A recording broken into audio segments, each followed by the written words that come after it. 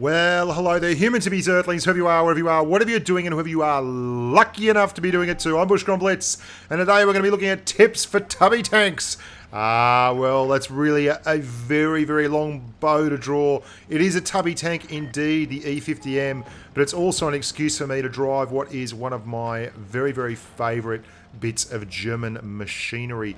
The 50m is a glorious tank, and it really does give the lie to the fact that DPM is not all it's cracked up to be. It's got by far the worst DPM you're going to be see running around in a tier 10 medium. But it has what can only be described as a very solid disposition. It's a robust tank. It's a tank with a very strong upper plate and gets more than its fair share of bounces. In fact, it's a little bit of a pocket battleship. It's also got a glorious gun. It's the kind of gun that can really do the business. Now, this is a patron-sponsored post. As always, if you want to sponsor the channel, it would be fantastic. There's a link there. You can click on that. There's lots of cool stuff that goes on with Patreon. It's a Supremacy game, and we're capping. I'm going to show you a bunch of examples of the way I play this tank, and it's particular to big tanks that are heavies or mediums rather, big heavy mediums, and things you've got to be able to do with them to make them successful. And you can apply these to all other kinds of tanks, but they are specifically good for tanks like this. Something that I do a lot of in this tank, and any tank that it is really big and nasty and doesn't have the best turning circle, is you'll see how I really engaged that E75 there up close and personal, and how I keep cutting down the distance between me and him. I'm about the same size as him. Look, side by side, there's no way I'm going to go around him gracefully. It just won't happen. And in your E50m, your E50, your Panther 2, even that tank there, the T54E1, these are tanks that you can't just expect to waltz up and comfortably go around people like a whippet in, like this 54 or the 62A or the 140, some of these other tanks you're going to see me against. You've got a really strong upper glacis, so that's great, but not all big fat tubby tanks do. So I'm going to show you, we're going to break this down, go into slow motion, and I'm going to walk you through exactly what I was doing there with that E75. Now, the first thing that I do, even though I'm behind him, is I push all the way up into him and I break his movement. Because I'm actually holding onto the corner at the back of the tank, it slows down his traverse. I've now got my upper glacis there, and I've got his gun right in my 250mm gun mantlet area. Now I'm side by side. Now I'm going to get the tracks back to parallel.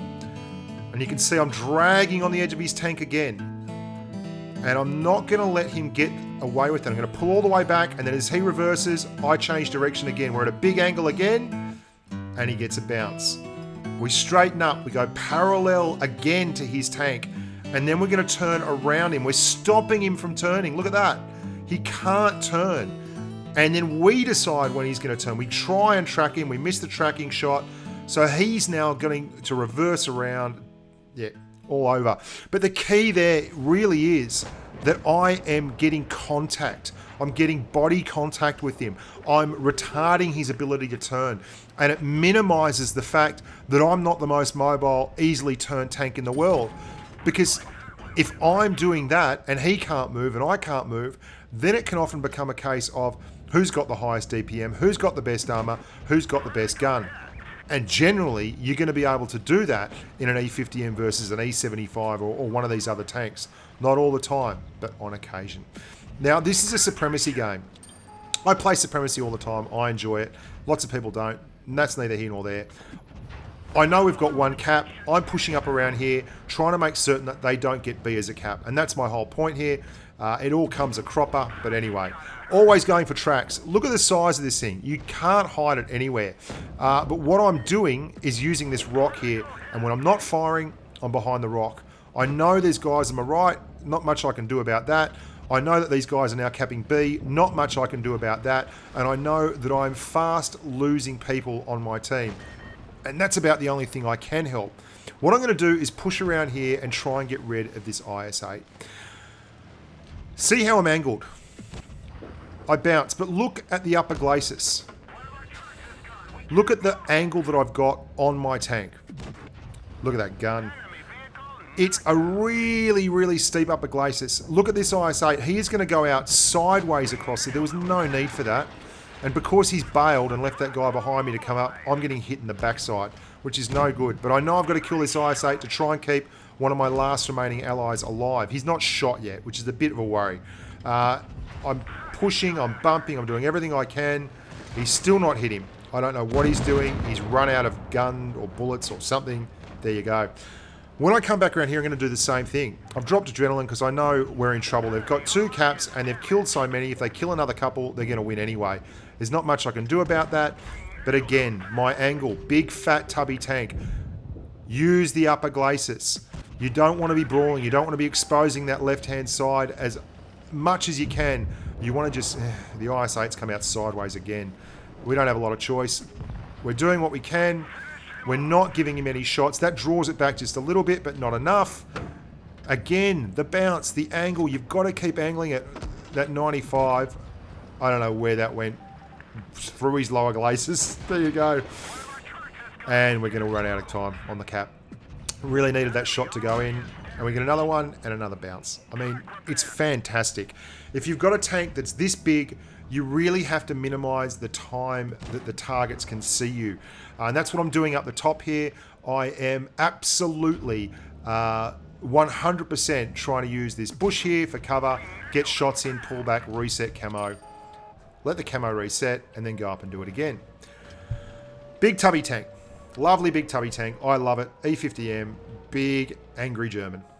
Resetting the camo, driving up. Now you're going to see an IS-7 is going to pop on my right-hand side there. And because I'm not a numpty and I'm watching my mini-map, I see him pop up and I'm pulling back. I'm going to bail here. Now, a lot of people seem to equate retreating from the enemy with cowardice. However you want to roll that, if you think that running away in a cartoon game means you're a coward, you're an idiot. Just take that with a grain of salt. There's an IS-7 up the top, there's an IS-8 down the bottom. I'm basically not going to give them any shots. I'm going to reset my camo. I'm going to come back here behind a hard bit of cover, and I'm going to come down and then angle my tank so that I get shots on that IS-8. Even if he was looking at me, all he'd see was a really, really steep upper glacis. I'm hull down, he can't get the shot in, bang, he's dead. And we get the bounce. Again, we're giving them no easy shots. IS-7's coming around. I'm still spotted here, so I'm letting him think I'm going around the bottom. It's dropped by now. My camo is reset. He's looking around there, waiting for me to come around. I am not going to give him the satisfaction. What I'm going to do is drive straight up the hill here with my big, heavy, medium tank and get at least one easy shot in. Now, he's got 2,050 hit points. I've got 1,900. I'm going to try the same things I did with the E75. The only problem with this is the IS-7 has a much stronger armor profile, which is saying something, and he is also a more mobile tank. But again, look at it. All I'm doing is stopping him from turning. And then I'm going to flatten out my sides and try and square him off again. But he's pulling away, which is the right thing. I'm still getting a few extra shots in here. And then I'm going to jerk back and try and dodge one. I make him reset. He's still going to get one into me. I was angled up heavy and he went through the drive wheel. You can't help that. Look at the angle I'm constantly giving his gun. Look at my upper glacis. And then I turn it around, I try it, and he just gets through too much penetration on that APCR, but we're going to take a shot. So we gave up just over 1,000 hit points and we took 2,050 as well as taking on the IS-8. In the end, you can't have everything for nothing. Again, there's a lot of angry tanks over there. Now, let's cue up the acoustic music again. I'm going to talk you through what I'm doing here. Bunch of angry tanks, all well and good. I don't want to give them an easy shot, and they've got 310mm a pen on those big guns, the 215B. I'm going to set up really flat sides so they can see very, very little of my tank, and then I'm going to stop, and I'm going to let them actually push the pace and come to my gun, take the shot, and then roll forward straight away. At no point did I endanger myself. That 183 would have had to take the most wild snapshot to get it in. And if he drives forward, I drive forward and he can't get a shot. As soon as he stops looking at me, I'm going to go forward again. There's another 183 coming around the corner. You can see me setting up my upper glacis just in case, making sure I'm off the radar, and then I will roll forward. Here we go. And we get our shot, which is lovely, isn't it? This is the last game. I'm going to show you the whole game here. This is a game I had on Port Bay. I do a couple of big things wrong on this game, and I'm going to point them out as they happen because, gee, jolly golly willikers, they're bad, and they cost me what could have been one of the best games of my entire Blitz career. Let's have a look. Firstly, I'm on Discord talking right now, and I'm not really paying much attention. And then someone says something to me, so I just say, hey, and then I start doing the things, and I'm still talking on Discord, so I forget to actually press send, and I'm all the way up here, and it's around about now that I realise, oh bugger, I'm the only person that has come to the flank of Port Bay. This is bad. This is really, really bad, because it now means that I am 1 on 7. Whoopsie doopsie. And there's 3 really big TDs there. There's a 183, a grill, and a T110E4. So I'm expecting to get incoming fire from the area directly ahead of me there. As you can see, I'm looking under the bridge, just making sure nothing's popped. Stuff it. I'll have another shot over here on the 7-1. 7-1 was a guy who said, wrong team, Bushka. He's a good bloke. He's a subscriber. And I'm having a crack at him now just because he's available and I've got to hit something. I'm still wondering, where exactly is that 183? And this is the issue I'm going to have in this game. I've found the grill, I found the 183, and you're going to see the E4 is going to pop to the left of screen, just there. Setting up a HE shot, nearly 500 damage, and I'm pulling back because I can see the E4s on my left. There he is. He's still not come over. I know he's on that ridge. He's desperate to get a shot into that Russian medium, just there, the 62. I think it's a 62. My eyes are rubbish. There he is. So I'm going to start pumping him for joy. He's dropped adrenaline. Now, something that you'll find which will happen with a lot of players when they drop adrenaline, they don't want to waste it, and they've seen the opportunity to get some shots in, so they keep pushing forward thinking that they can get it done without taking another shot, but that's not the case, and I'm going to track him up. He repairs that, all well and good. I nearly get another shot in on him, but be that as it may, we're over here, we're pounding out damage in the E50m, and this is where I make the big error. He's been waiting that whole time, the grub, the absolute grub, and he takes nearly 900 hit points off me, and I'm lucky to actually get away with that few. What a champion. And that is the reason that, so frustrating. I waited and waited and waited and waited and waited.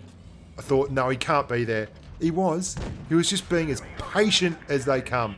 And we're going to finish off this E4 now. Really solid little section there. Unfortunately, though, it's now 5 on 3. We've been very, very busy. It's not like we've come over here, sat here and done nothing. We've been very busy. Non-stop action. Lots of targets. We still have a guy in the spawn area there, which is generally considered a bad place for a tank to be at this point in time. Considering the way it's been going for me in the E50m lately, I'm not surprised to see him there. I bloody love driving the tank, and as you can see, I think about it a lot. But for all that, I've had some horrible games in it. Just absolutely terrible. Now he gets tracked there. He repairs it. I track him again. Unfortunately, his gun arc is such that he can still get a shot off, so I've got to bail there. And that's really, really solid work by him, that 183. Just tracked him again. I know he's there, but I don't want to get hit. And then the scent tells me wrong team again. Got him again. It's 1 on 4 here. They're going to pop up soon. All I need to do is just take him out. Come on, give me a good roll. Give me a good roll. Give me a good roll. There he is. Miss him. We're going to switch up to heat here because I know I can hit that in the E50m. Absolutely can. That went in. And it leaves him just a little. I'm still waiting for the right. If one of these would just bloody well go in so I could get rid of this 183. And I miss him again, but I do get a bounce. And that wasn't a guaranteed bounce too, because there was an awful lot of penetration value. And the 54 E1 gets up on me. Now, I've reviewed the E1, so I know one thing. It is a very poor pen tank. So if I can keep myself up and angled in his face, I'm a good chance of actually bouncing a couple, and I do. And you can see there now, it's all getting pretty serious. This is the other one. This is that miss. That miss. I should have switched to heat. I should have gone, damn the torpedoes, just spend the money, blow the heat, and I would have killed that E1 there. Ooh, two big mistakes in this game. Gonna nut the IS-8, finish him off, and turn left, hope, and I just slightly over angle here. Look at that angle. Too much. He's got gun depression. Bugger. Bugger. Because every tank left in the game was a one-shot. 7,450 damage, the Gold M, the high caliber, 4 kills. 7,450 is pretty bloody good. And that's a proper Valiant effort mastery. Not like you used to get them for 4 kills and 4,000 damage. Or 3,000 damage even. It's a hell of a tank, the E50m. Lots of fat tanks deserve your love as well. Tubby tanks that ate all the pies can be just as much fun as those skinny minis. I'm Bushka on Blitz. Look after your families. And until next time, stay safe on the battlefield.